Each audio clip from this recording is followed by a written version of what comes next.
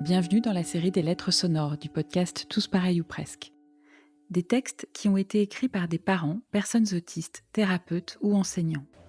Voici la lettre d'Eva, maman d'une petite fille autiste, à une inconnue croisée dans le RER.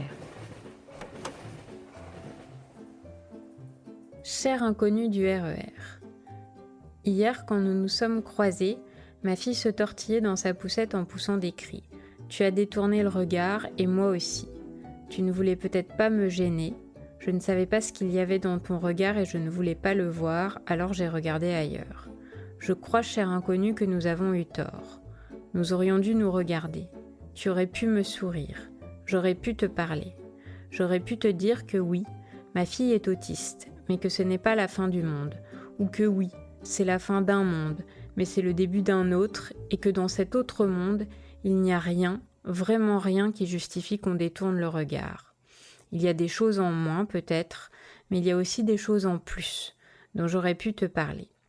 Par exemple, cher inconnu du RER, c'est un monde où l'on invente des mots. Tu connaissais le kaounanier ? Moi non plus. Mais maintenant je me raconte que c'est peut-être un arbre exotique qui pousse loin de chez nous. Tu connaissais l'ambila ? Non. Et si c'était une ville de bord de mer où il fait chaud ? Et Tampita, ce serait quoi ? Un instrument de musique ?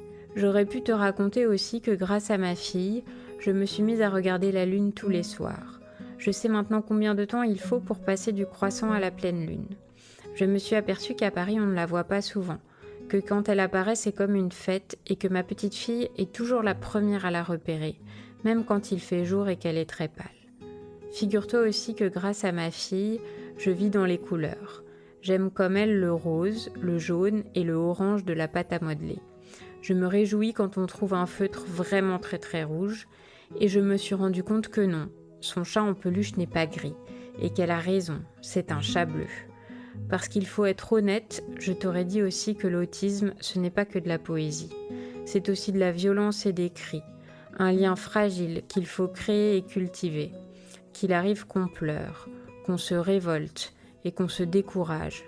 Mais dans ces moments-là, il suffit que je croise son regard et crois-moi, quand elle décide de regarder, c'est très franchement, il suffit qu'elle me dise avec sa petite voix et en imitant mon intonation, mon petit loupio, pour que je me dise que ça vaut le coup et que oui, on va y arriver, tête haute et regard doux.